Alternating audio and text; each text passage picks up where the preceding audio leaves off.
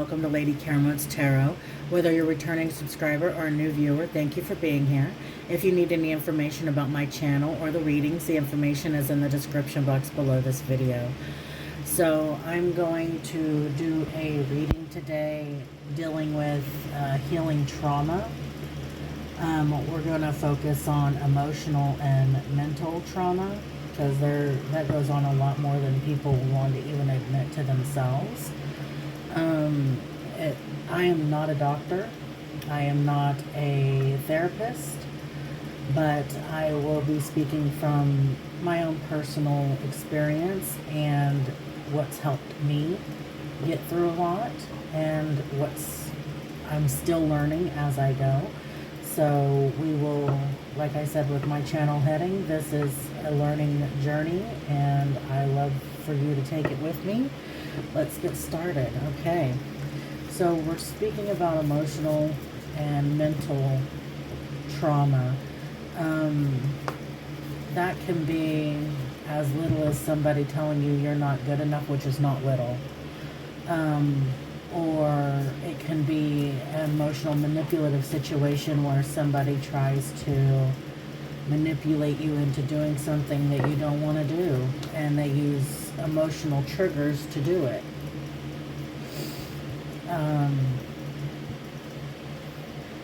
I have dealt with a lot of different kinds of emotional and mental abuse, and it's taken a lot to get me as far as I've gotten, and nobody's ever really done with their healing.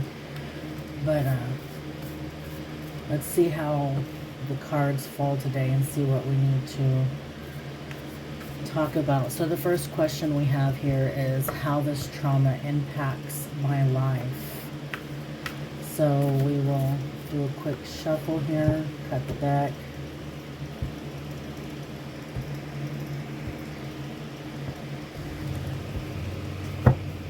Okay, so how this trauma impacts my life, we have the King of Pentacles. It keeps you from being able to take the lead in your life, to step into your own power, to be grounded, to be assertive in the areas that you need to be assertive, to pull yourself out of a lack mentality. It affects your ambition. It affects your inspiration. Okay. Emotions you carry with this trauma. Constantly having to move around. This could be changing relationships constantly. This could be never feeling like you have found a place that you can feel at home. Restless.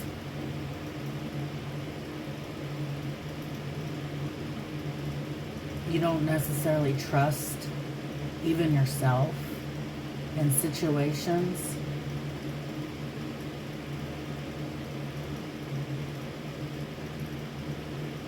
And there's no emotions here. This is all desert. So there's no actual water in this card. And so it's kept you from emotionally attaching to situations and making it easier for you to just leave, so you don't have to deal with any kind of conflict, any kind of things that make you uncomfortable. Yeah, emotional and mental abuse can have a lot of different impacts on people. It can make them behave in different ways. And I'm speaking with someone here that has a hard time staying in one spot, has a hard time emotionally connecting, which is, I mean, reasonable for what you have been through. How this affects your relationships with others, it's like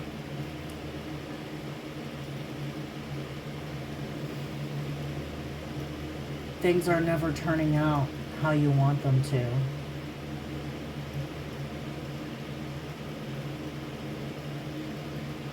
It's, with the river, it's like I'm getting that it's just, the emotions flow so quick and then they're gone, and then it's like leaving you feeling empty.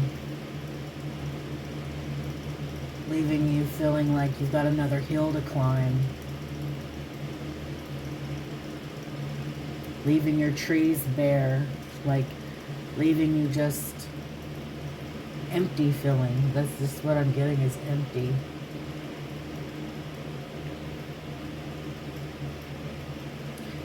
And it's making the relationships feel empty as well. How you feel is what goes on with the relationship, because if you can't feel any emotion in a relationship, then the relationship's not going to have any emotion. And this is why we constantly move from situation to situation, is because we cannot emotionally connect.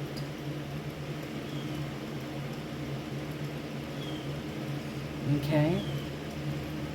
How this affects the way you see yourself. The Lovers.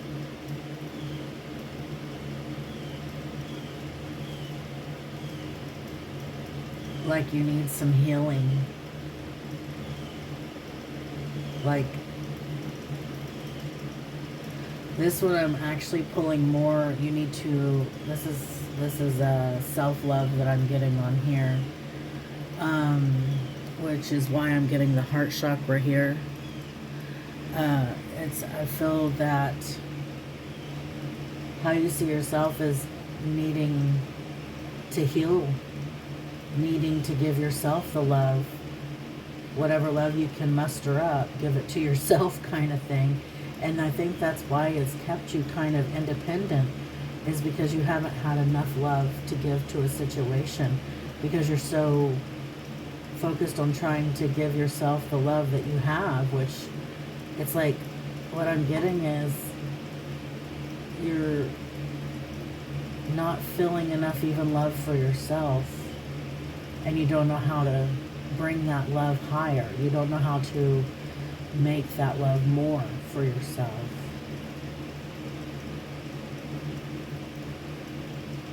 And you see, another reason why I'm getting that this is self-love is these are both from the same person, these hands. You see the shirt is even the same. It's like you're holding your own hand, trying to pull yourself through. And this is your higher self reaching down to you as well, trying to help you through. So there could be some guidance from your higher self that you could be missing a little bit of. You might need to sit with yourself more. And that's one of the hardest things I hear, that, I mean, even for myself, just sitting with yourself, trying to get to know yourself. That's one of the hardest things, because people don't like being alone. They don't like the sound of silence. And that song just started playing in my head from who is it? Who remade the song "The Sound of Silence"? Disturbed. I believe that was the band. That could be one of the songs that kind of you listen to music, I feel like, to help you connect a little bit more. Music might be very healing for you if you do not listen to it already is not enough. What energy do you need to draw on to begin to release this trauma renewal? Review the past and the present so you can plan a bright new future. Understanding your life purpose. Release judgments of yourself and others. So, whenever we think about what we've been through with the emotional and mental abuse and trauma, we have to know that we only can control ourselves. We can't control other people. And then also, if you're watching this, that means that you've already tried to start your healing journey at least. You've already moved on to it and started it. And so you're realizing that not everybody is awake. And I'm talking spiritually. And those people that are not awake, they don't see things the way everybody else sees them. They don't see, because what I'm getting is like, yeah, they have that mentality of, yeah, I know that was kind of an asshole thing to say, but who cares kind of thing. That's because they're closed. Whenever somebody spiritually awakens, they start on their journey. It's like everything gets heightened. You start to feel more, you start to notice more, you start to understand more. And as you're going on this journey, it's a healing journey. You're starting to figure out, well, that person isn't open anymore. You can tell the people that are open to the journey and the ones that aren't. And what you need to do is you need to realize that, or I'm not trying to tell you what you need to do, but realize that people are on different paths. And you can't change the path that they're on. You can have sympathy because they do not realize what they do to themselves even. But, and that sympathy is what helps you to forgive, is because knowing that they're just doing what they were programmed as a child to do. And when they wake up, they'll start to realize the things that they've done, because it's like a cycle and you've got to break those chains. And so what I'm trying to get at here is, I'm sorry, it's like I'm rambling, but it's realizing that forgiving them isn't saying that what they've done is okay. It's realizing that they are not as awake and as far along the journey as you are. And forgiving them is for yourself. It's not for them. It's to help you heal, to help you move forward. I mean, you can tell them you forgive them if you wish, but they'll probably just go, for what? Because they didn't see any wrongdoing in what they did, because they're not open and awake. So it's more along the lines for you, the forgiveness. It really has nothing to do with that person. And it could help them heal too when they start to open up to hear their words of forgiveness. But whenever you tell them, it might not actually mean anything to them at that moment. But later in life, it might. So you could be somebody's healing journey as well. You never know. Things intertwine. We all intertwine in our lives. Okay. What lesson must I learn from this experience? Nine of Wands, protect what you created. Be prepared. Never give up. Ask your angels for help. Environmental activism and animal rights. So I feel like you are needing to learn a lesson to put up boundaries, to learn that it's not okay to put up with people just putting you down constantly or trying to manipulate you. You've got to put up the boundary and say, no, this is not okay. I have the right to be who I am. I have the right to do what makes me happy. And you do not have the right to make me feel bad about my decisions.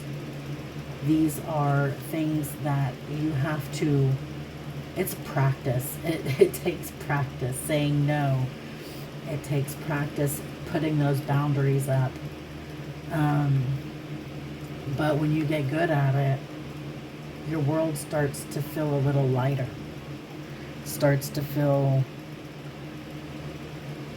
happier for you. You start to embrace more of your self-love. It's the boundaries and the saying no to things that do not, if you do not want to do it and then you end up doing it anyways, that's telling yourself that what matters to you isn't important. So it's the boundary that you have to set. And yes, I'm not saying always say no and blah, blah, blah. I'm just saying that there are times when somebody is just trying to get you to do something just because they want you to do it. And you're like, no. So you stand that ground. And when you do that more and more, you tend to start to be stronger within yourself. You tend to start to believe in yourself a little bit more. And as that grows, you bring in a renewal for yourself. You bring in the self-love for yourself. You start to heal the emptiness. Okay? How can I begin to move past this experience? Your small victories. Wise choices that bring public recognition and success, promotions, awards, or scholarships. So you'll start to have small victories, and the small victories lead to bigger victories. But Spirit wants you to celebrate yourself, to every time, even if it's like the tiniest thing, like you finally said no to a coworker that kept pushing on you to do something that you didn't want to do. You finally said no, and it felt really good. And so you start to realize, okay, so I need to celebrate that for myself. Pat myself on the back. Do something nice for myself.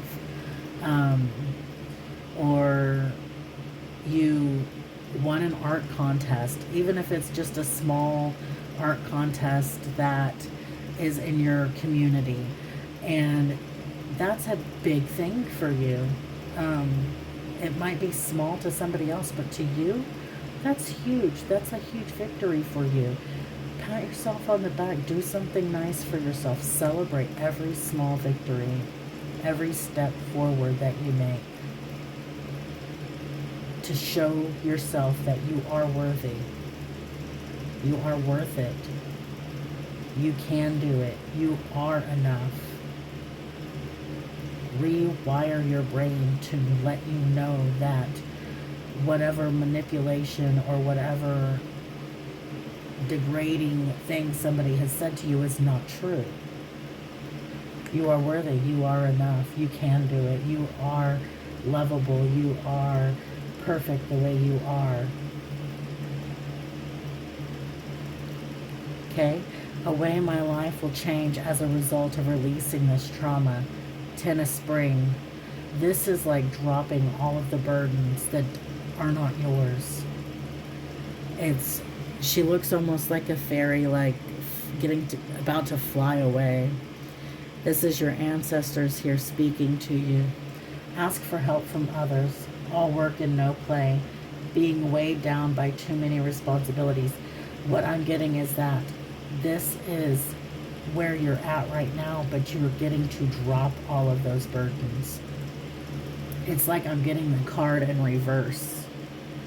It's freeing. You're going to free yourself of a lot of things that no longer serve you. Let's see what you're underlying. The Magician. You're going to be able to manifest magic back into your life. You're going to bring a success within yourself, even if it's a small success in your area, or you got that job that you've finally been wanting. That's a success. You manifested that from standing your boundaries, from telling yourself that you are good enough, that you can do it. You're dropping all of the things around you that are not important anymore. You're putting up those boundaries. And you're telling yourself that you love yourself enough to go after the things that you want. You're manifesting the things that you want. You're putting forth the steps and the power and everything that you need to do to make those things possible for yourself. And that is growing your self-love. And in turn, that helps your relationships. That helps you feel more self-love. That helps you be able to fill your own cup so that you can fill somebody else's. That will help you feel more in control of your life, more grounded, more successful. It's all starting with your frame of mind of what you believe about yourself, because what people have told you that you should believe about yourself your whole life, that's what's keeping you away from all of this greatness.